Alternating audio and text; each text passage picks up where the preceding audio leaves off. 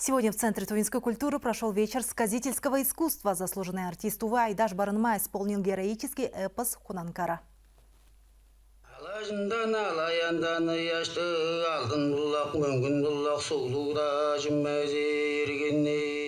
Известный героический эпос «Хунанкара» в исполнении заслуженного артиста Тувы Айдаша Барынма. Он повествует о простом парне, который с 3 лет проходит через разные препятствия, борется с соперниками и побеждает. Сказитель может импровизировать 3 часа и при этом прийти к хорошей концовке. Сейчас идет один из самых известных эпосов «Хунанкара». В Новый год по лунному календарю сказительству, как и шаманизму, приписывалась функция защиты людей от опасности и других бед.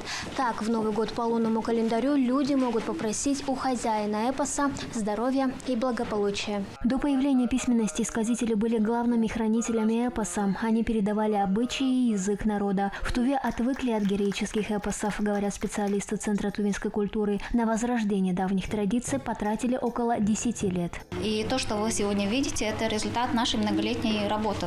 Мне кажется, надо развивать и сохранить вот такие вот направления, потому что без традиционной культуры, без нашего мировоззрения это приведет к катастрофическим последствиям. Кшага провели и ритуал Мунгашчарар. Это избавление от препятствий. По традиции берут бедренную кость барана и разбивают на части.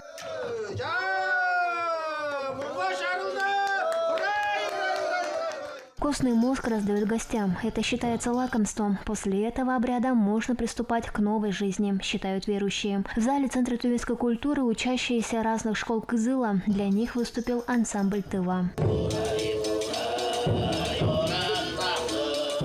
Долума Андарки, Жикбайкара, Вести, Тыва.